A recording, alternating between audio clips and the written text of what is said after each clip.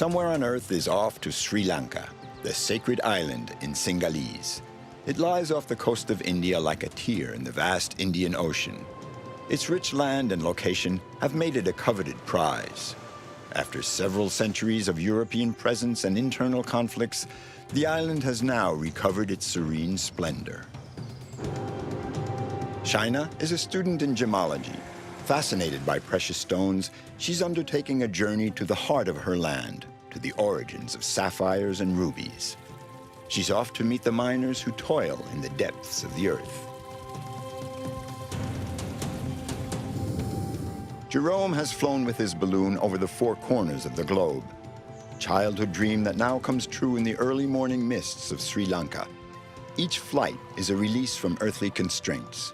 Jerome and his balloon drift with the wind to discover the wonders and people of this country. Dhammadasi is a monk. A keeper of age-old wisdom, he writes the words of Buddha on an ancestor of paper. His spiritual quest has led him to the summit of Sri Pada, the sacred mountain, a pilgrimage site for Buddhists as well as for other believers. My entire life is based on the principles of Buddhism. I have no other ambition. I'm content with what I have. I've had the good fortune and strength to be able to teach, to spread the word of Buddha to many of the faithful. That's the goal I've set for myself.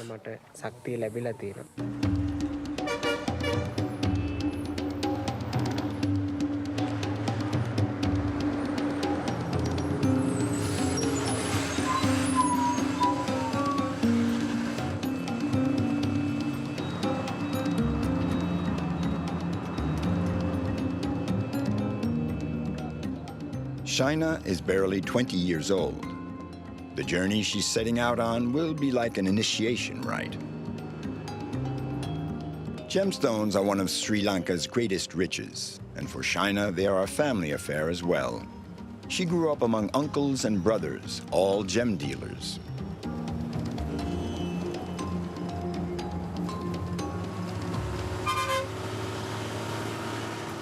I'm a student of gemology.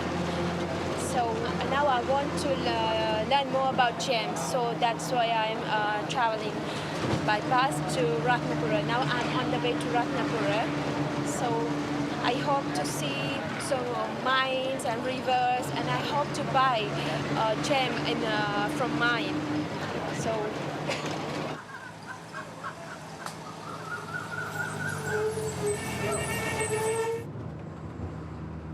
Ratnapura means the city of gems in Singhalese.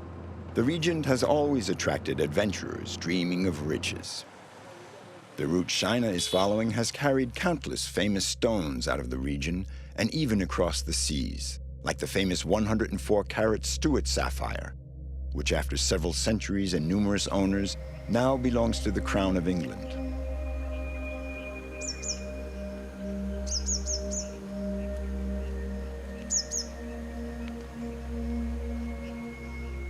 Ajit was born in this region. He's a gem miner, a risky job.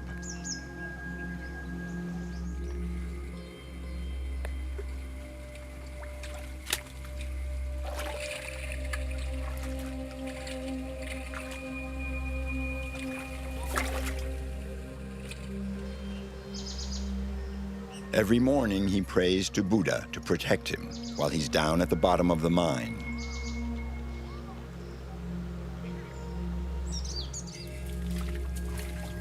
The mine, a strange world unto its own, where reality seems distorted.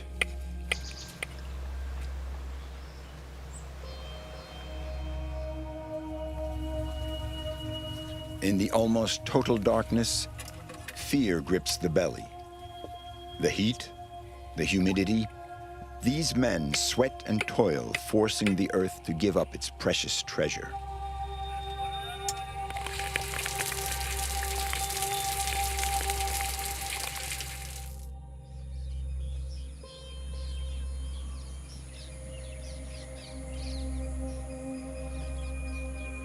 Ajit is the first to arrive at the mine, when the water-soaked rice fields are still shrouded in mist.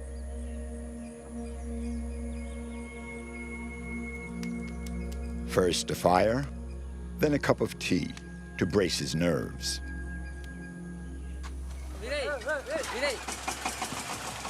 During the night, the mine fills up with water. Every day, it's the same routine. Ajit has to start the pump to empty it out. There are streams and springs all around the mine. It's a very marshy region. We're in the middle of a rice field right here. Plus, there's a whole network of abandoned galleries filled with water right nearby. That makes a huge store of water that seeps into our mine from all sides.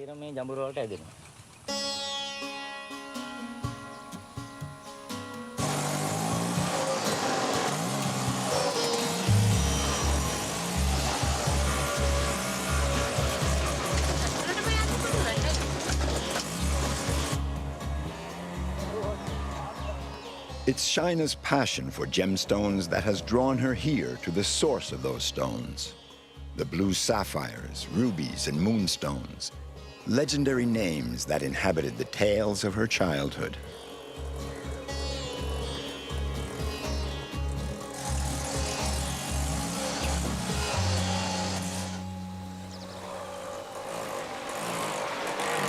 It's an adventure to travel by three-wheel, tuk-tuk. But it's good experience. I think this is the good way to discover about my project. So now I'm in a remote area. So I can't go by car or another vehicle because the road is so thin. Only the three-wheel can travel in this road.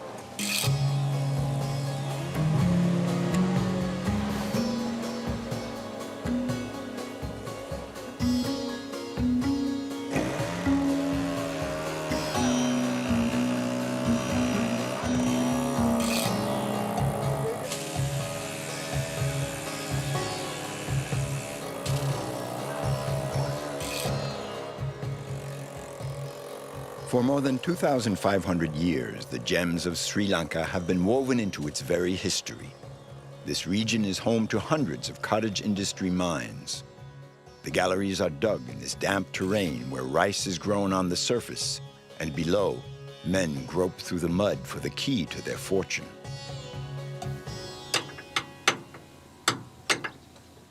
What's the matter? A bolt has come loose. I have to fix it. Hand me the wrench, please. It's a good solid machine. It may be a little rusty, but even so, it can carry heavy loads. There's no problem.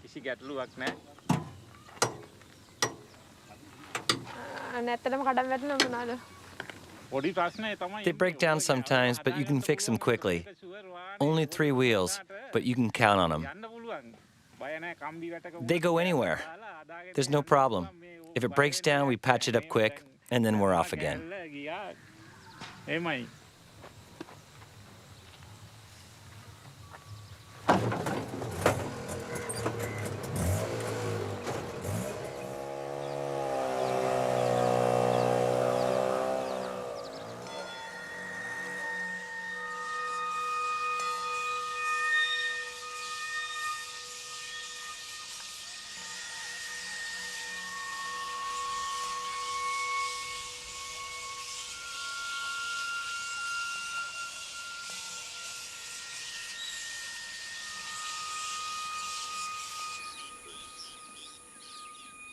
Shina's family has been dealing with Ajit for a long time. They encouraged her to come see him so that he could introduce her to this fascinating yet oppressive realm.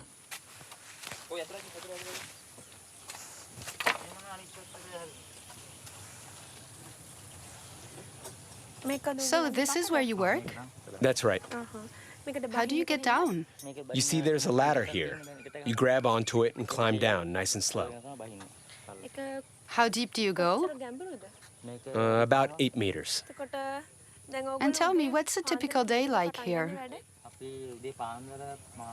We get to the site around 5:30, and we start the pump to empty the water that fills up the mine during the night. By 8:30, it's ready. While the pumping is going on, we prepare the beams to shore up the galleries. We cut them here, right nearby. When it's all ready, we let the water pump keep running and we start the air pump. Would you like to go down and visit the bottom of the mine? I don't know. I'm a little scared. There's nothing to be afraid of. Isn't it slippery? A little, but it's okay. You don't sink down into the mud too much? No, no.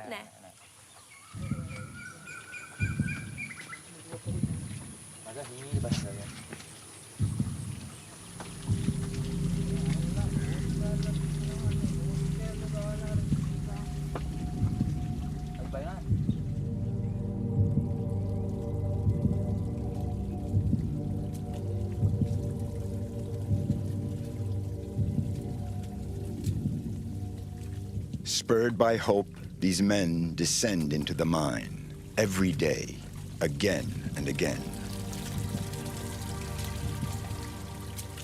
They have to plunge into this other world that holds the promise of a discovery, a stone that could make all these men rich.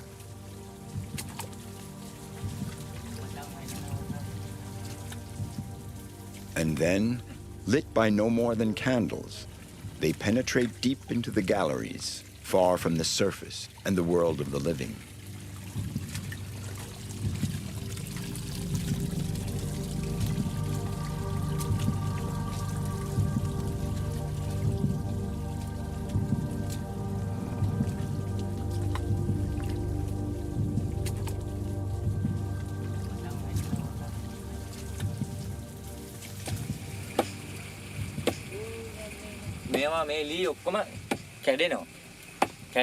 All these beams here could collapse.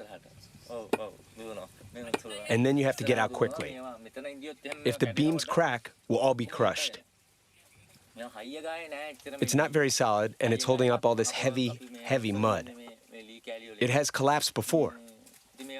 Down here, it's a constant war between life, death, and the earth.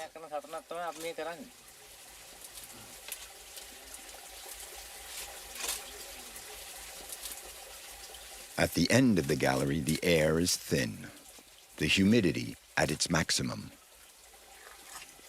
And yet, that's where they have to work, to dig the vein with their bare hands, for the gems might be so close, right there, hidden away in the mud.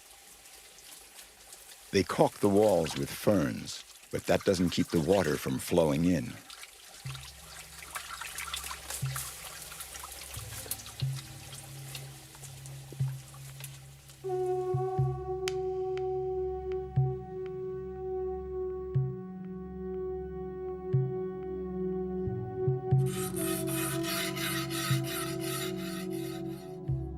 As for the stonecutter, he has to be careful and precise at every stage of his work. He knows very well that the slightest error could mar the gem and prevent it from fully reflecting the light it contains. Even worse, it could crack. His craft is comparable to sculpture. Starting with a rough, shapeless mass, he applies his skill to coaxing forth all the stone's seductive and hypnotic beauty.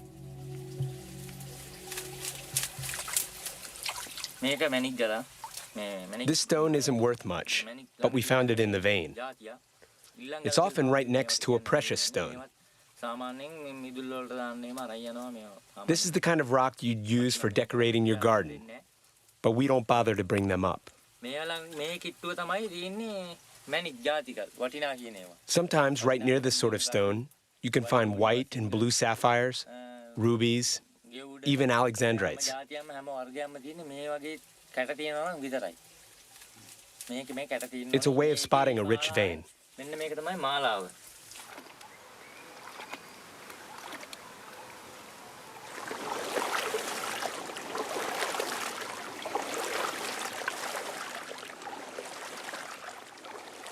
At work in a nearby stream, Ajit is dreaming of riches.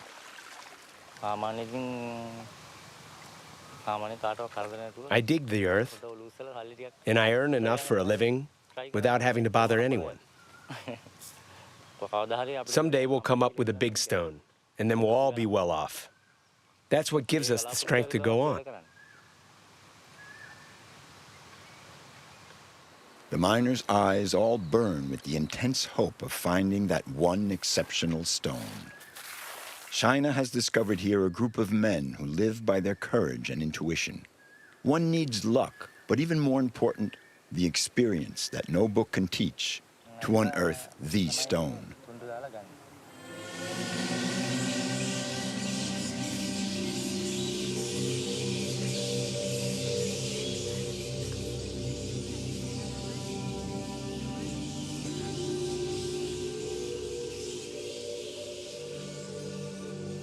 Shina studied gemstones before coming to visit the mines of Ratnapura.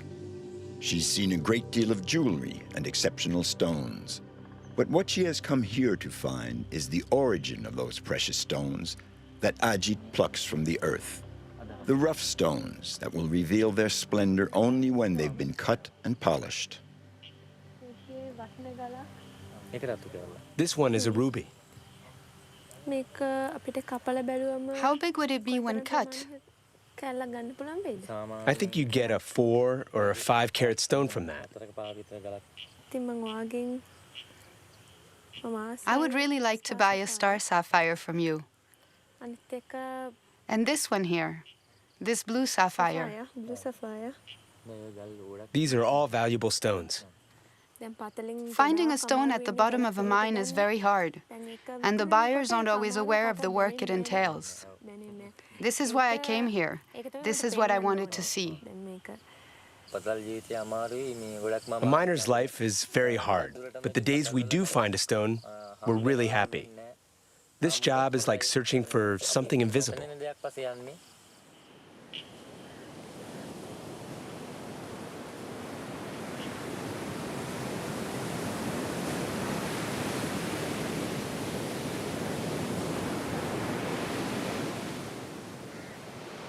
I'm very happy. I have no words to explain how my happiness. It's an adventure journey, but I have got a good experience. I'm back to my home with my lovable stones, lovable 2 stones, blue sapphire and star sapphire. My first 2 stones that I bought. The story of these stones is as old as history itself. Jewelry, but also magic, medicine, and science. Ever since the dawn of time, they have exerted a fascination on all mankind.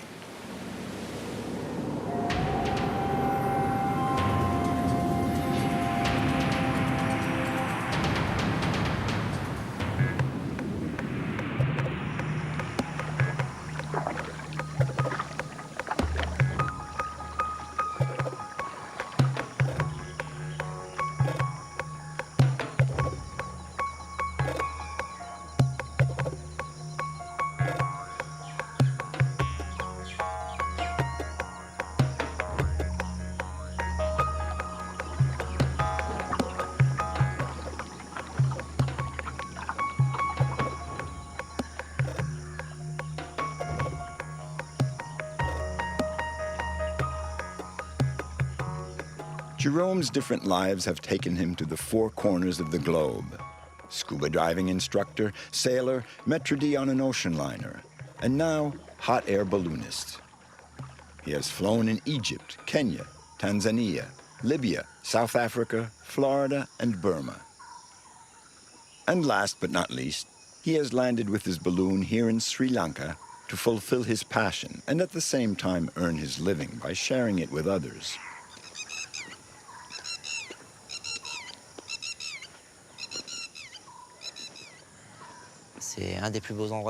This is one of the most beautiful spots of Sri Lanka. It's an island in the middle of Lake Kandalama. We're lucky. We often fly over it in the morning. It's a bird sanctuary. There are little islands scattered all around, and this one here is the main island with its unspoiled nature.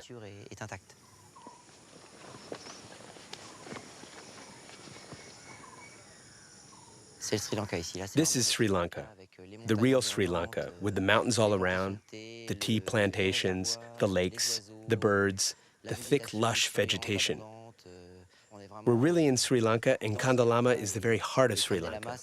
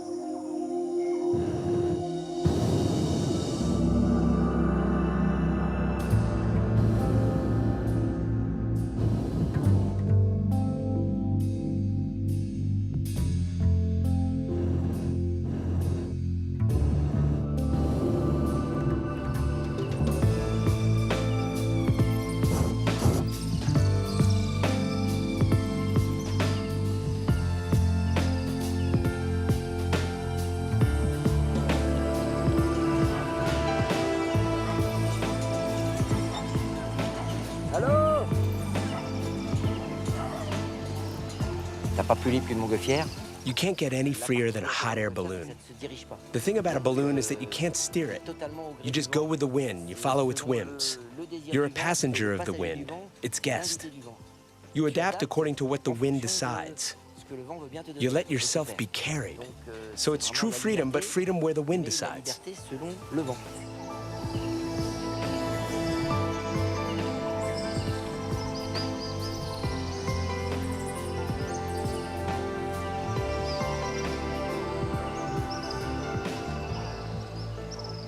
To glide along without a sound, to let yourself be carried by the slightest breeze. Jerome has found the perfect machine to enjoy the most stunning landscapes.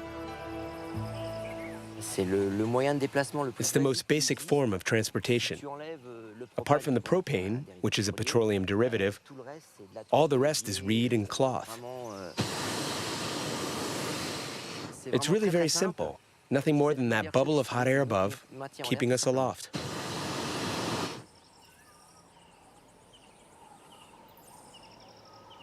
Alone up in the air, Jerome calmly decides to go up a little higher.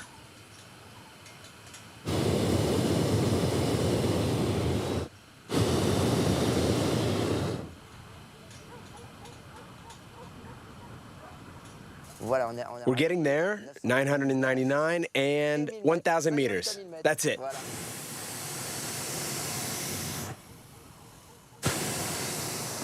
Pretty cool, huh?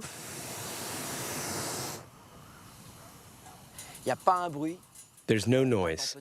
Maybe you might hear a few dogs now and then, but it's total plenitude.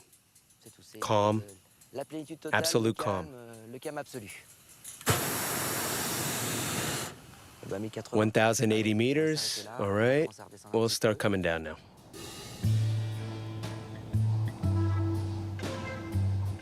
For Jerome, this is the fulfillment of a childhood dream. His first flight was with Jules Verne, through the pages of 5 weeks in a balloon.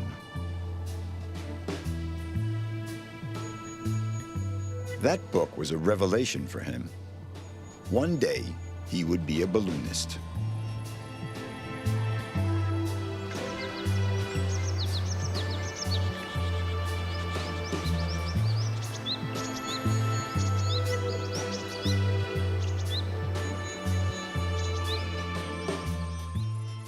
One century before Jules Verne's novel came out, 2 Frenchmen, the Montgolfier brothers, accomplished a remarkable feat.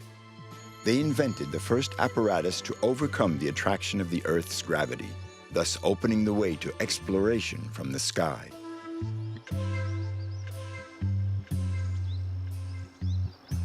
Jerome is carrying on this French tradition. he's perpetuating the adventuresome spirit of those pioneers of hot air ballooning. Hello.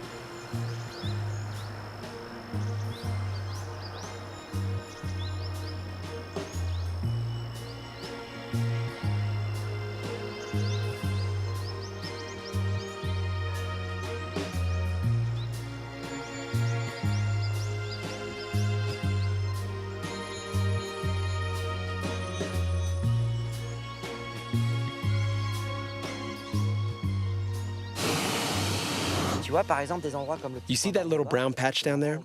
It's the kind of place where we can usually land. We won't this time because of the wind. It's a question of luck depending on what's down there. Now, the idea is to go down as low as possible and skim the treetops. Hello. T'as les gamins qui courent vers nous là. Bye bye.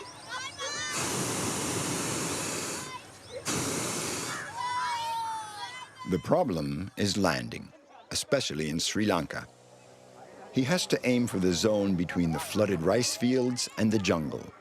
No easy task with a vessel that you can hardly steer. Hang on, guys. Up. Hello. Ende?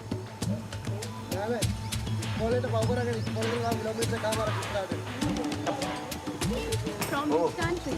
Hello, France. France. Yes, France. Each landing is an intense moment and a celebration.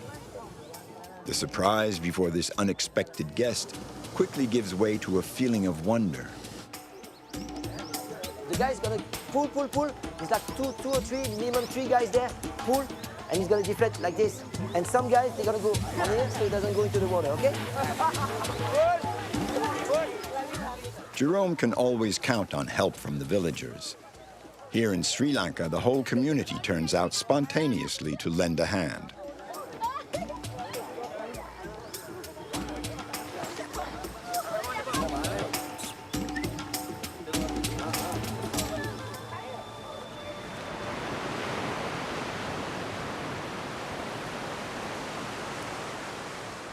This complicity with a population that knows how to work together is what mainly attracted Jerome when he came here 4 years ago.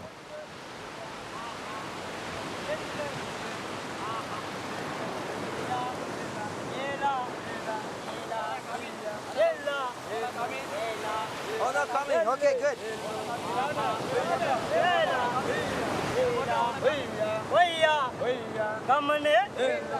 The fishermen have dropped their nets several hundred meters from shore, and now everyone has been hauling on the ropes together for hours to bring the catch up onto the beach. Ça te met vraiment les pieds sur terre parce que tu te rends compte que... It really gives you a dose of reality because you realize that these fishermen, they spend 5-6 hours hauling their net in, all for a few kilos of fish. So really, hats off to them. They really have my respect. I don't know the language, so we don't speak much but through gestures and facial expressions. You can really get a feel for the country, for the people, for what they're living, and that's a humbling experience. Here we're sharing a moment, an effort, when we're all in tune with a common goal. And that's what's important, the sharing part.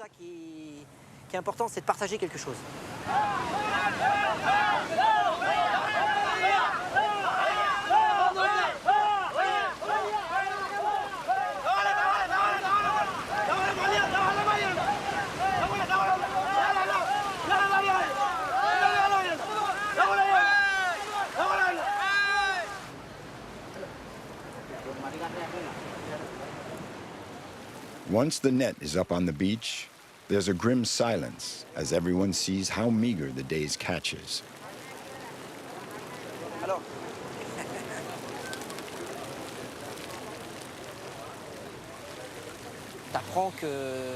You learn that life isn't all that simple. It's not always easy. Today, there are people in the world who struggle and sweat to get what we get just by pushing a button. Whereas they have to work long hours and they do it in harmony and respect for nature. I can't really find the words to describe it, but It's a profound lesson in life. When he first came to this country, Jerome had to lay the groundwork. The first thing he did was to spot the best landscapes for flying and the best spots to take off. He has the free use of cricket pitches and schoolyards.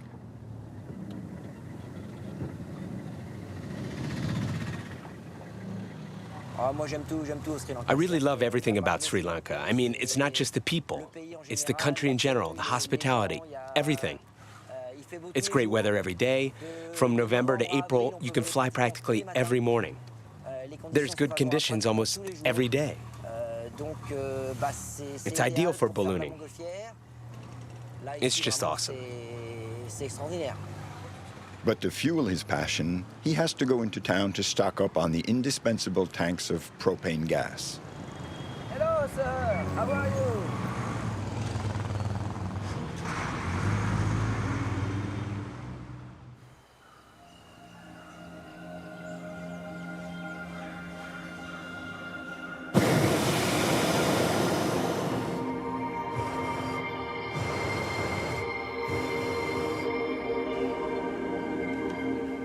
Jerome lives his life according to the rhythm of the sun, for he has to get his balloon aloft before it gets too hot.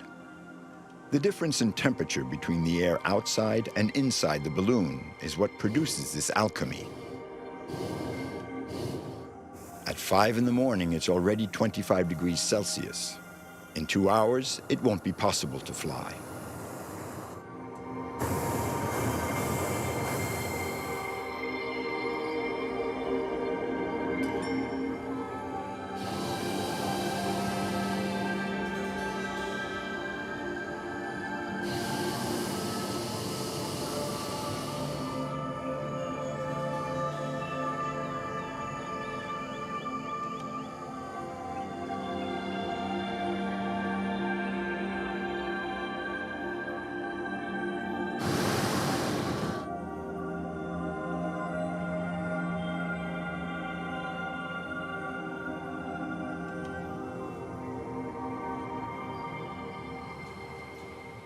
For Jerome, hot air balloons are like poetry, useless, yet at the same time essential, to elevate one's soul and to contemplate the world.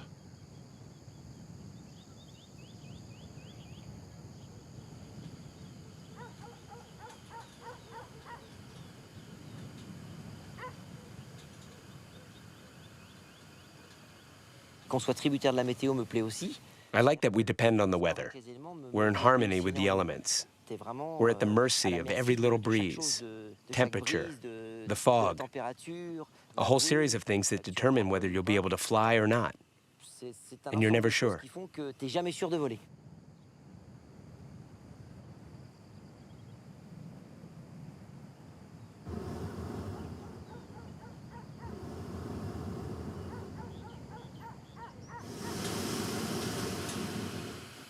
Aujourd'hui, on vit dans un monde où tout est codifié. Today, we live in a world where everything is codified. There's not really any more space for freedom. Whereas with Sri Lanka, not that it's a place where you can do anything you want, but there's much more space because it's virgin territory. What I'm really after is the nature, contact with the nature, contact with the people. And the balloon will give me that. It's really total freedom. Every morning I do a flight, and after that the day just whizzes by. It's fantastic. Grandiose, quoi.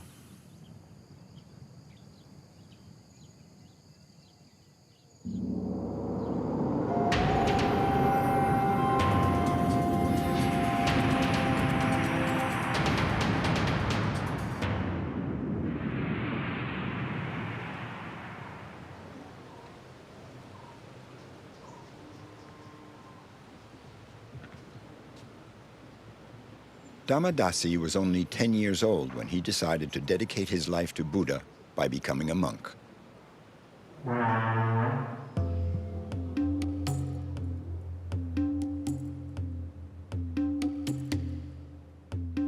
Here at the temple of Aluvihara, he is seeking to attain nirvana, the ultimate stage of enlightenment.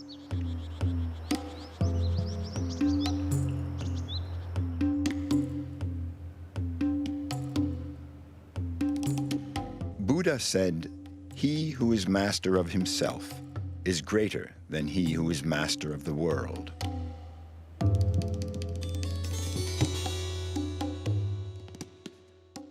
By following the teachings and philosophy of Buddha, Dhammadasi has embarked on a spiritual quest that leads to enlightenment, to a comprehension of our reality.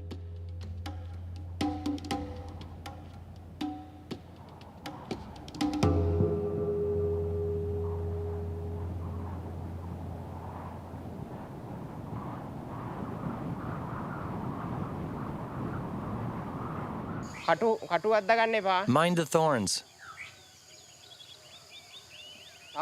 Climb up a little higher.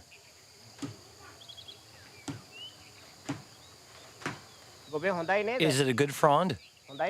It's the fresh frond, right? Tie it good and tight. If it slips, it'll fall. Try to lower it nice and slowly, head first. Be careful it doesn't touch the other leaves.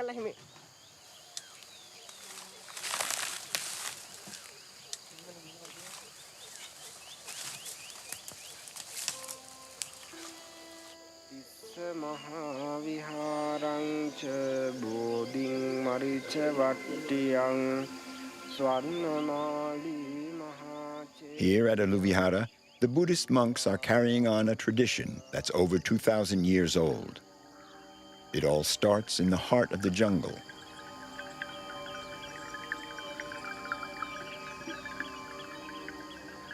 The frond they've cut is sacred.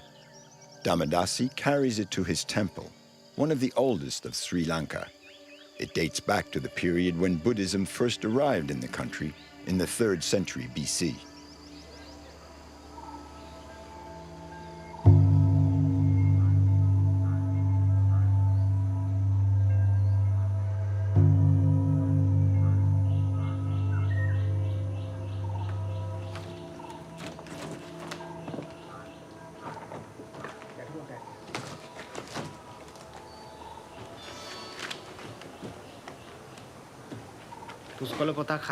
We're going to make a traditional prayer book. It's called a Puskalapute. We start by preparing the palm fronds that'll make up the pages of the book. It's an ancient tradition. It's remained unchanged ever since the early manuscripts. Writing is the monk's work, and it's all done with what the forest here around the temple can give us. It all comes from right here.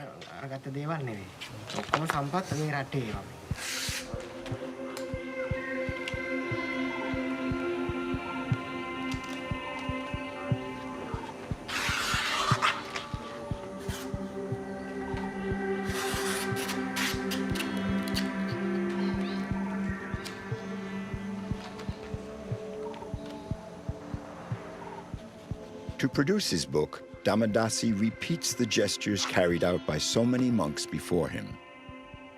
They would inscribe on these leaves the teaching of Buddha, as well as all the learning of the time. Certain of these works are the only existing records of the region's history. Others give a comprehensive view of the knowledge of a bygone age, in medicine and astrology.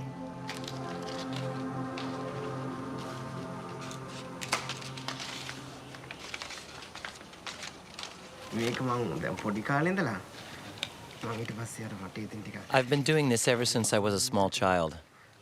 I stopped for a few years, but I learned it all here. I really like this work. I also know how to write Pali very well. It's an ancient Buddhist language used by the monks.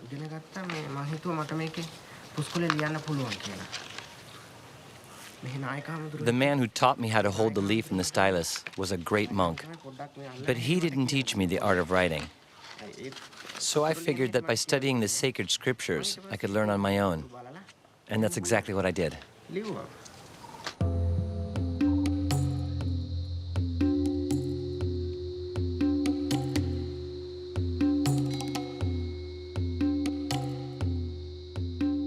The temple of Nalanda Gedige has remained outside of time, far from the bustling modern world. The building is deeply suffused with spirituality.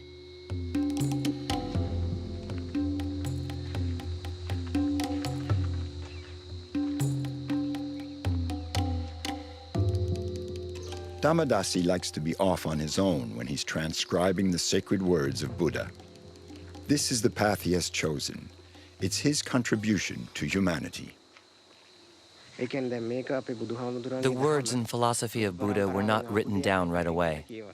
In the beginning, everything was transmitted orally, by word of mouth.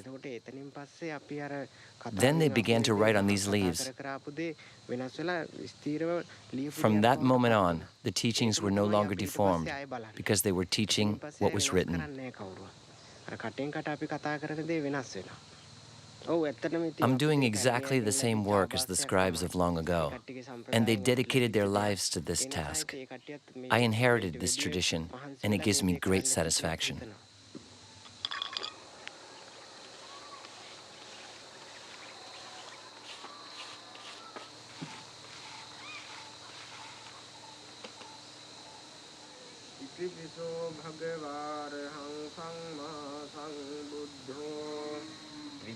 Charana sampanno sugato loka vidu anuttaro purisa dhamma sarati sattha deva manusanang buddho bhagavati.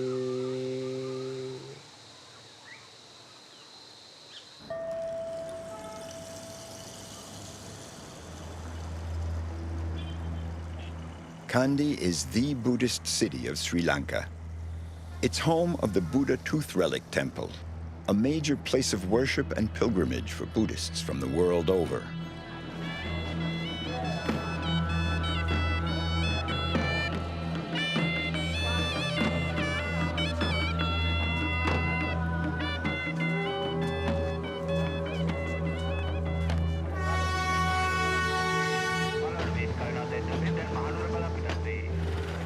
Buddhism is the major religion here, and its influence can be felt everywhere. It plays a vital role in the spiritual, cultural, and political life of the country.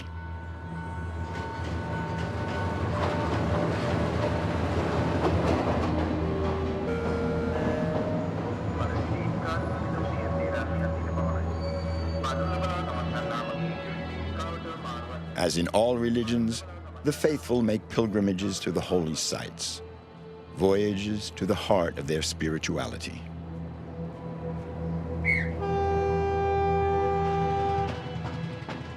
The railroad that once transported Ceylon's tea down to the coast and that contributed to its reputation still rattles along carrying the country's inhabitants.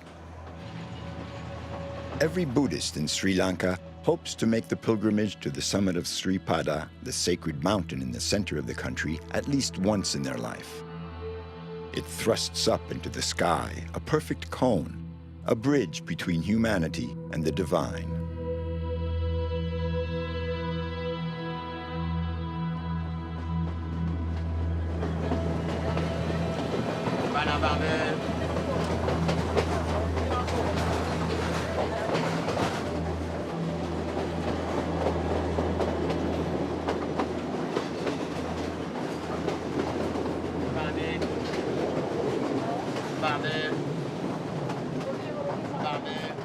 Sri Pada.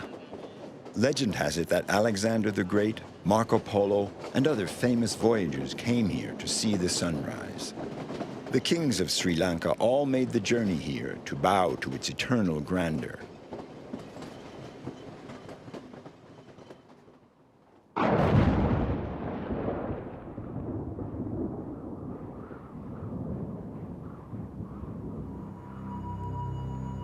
Sri Pada is one of the rare places on earth that is venerated by Buddhists, Hindus, Muslims, and Christians alike.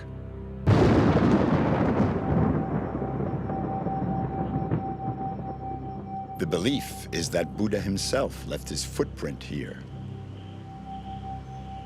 The Hindus, on the other hand, believe that Shiva danced on the mountaintop. As for the Muslims, they call this mountain Adam's Peak. Lastly, for Christians, it was St. Thomas who left his mark here.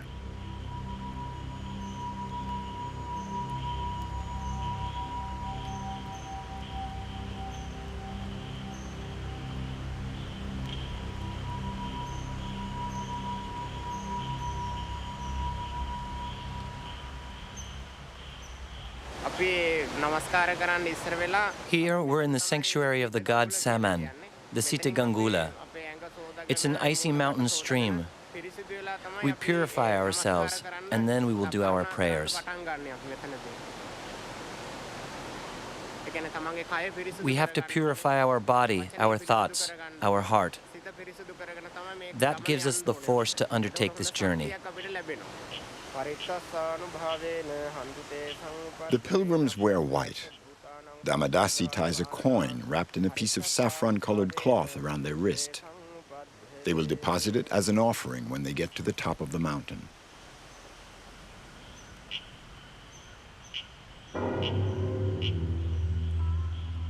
Damadasi will accompany this pilgrim couple to the top.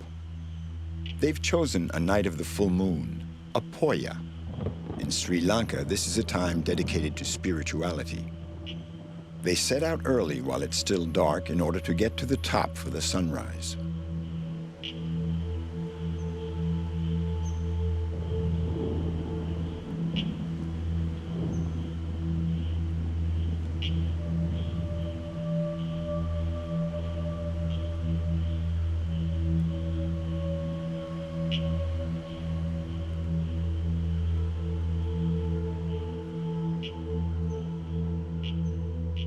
"4,800 steps to the summit. A prolonged effort, which allows one to exhaust the body in order to free the mind and attain enlightenment."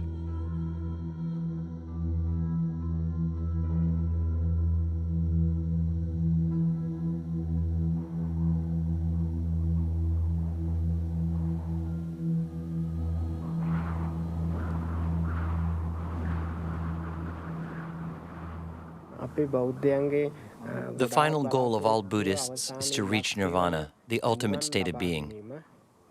With that goal in mind, we pay great attention to what we say.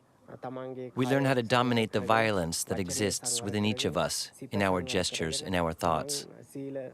Buddhism teaches self-mastery. This is the wish of all Buddhists. And this is the path that will lead us to nirvana.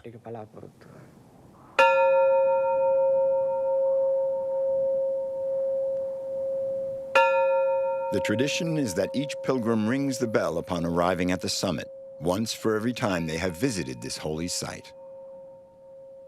At an altitude of more than 2,200 meters, the sound fills the space and fires the faith of believers of all confessions.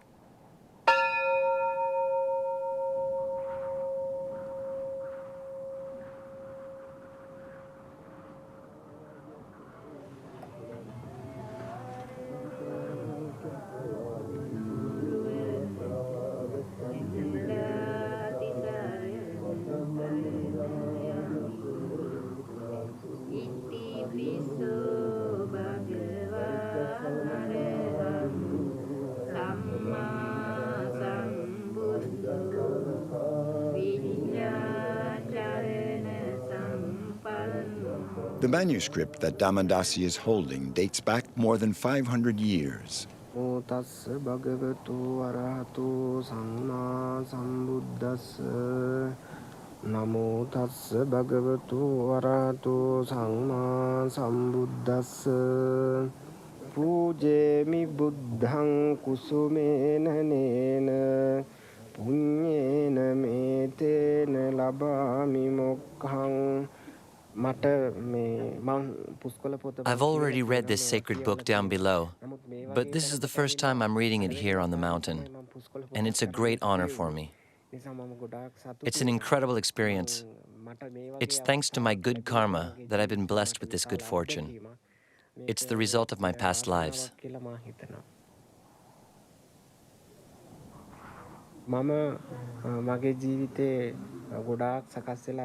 My entire life is based on the principles of Buddhism.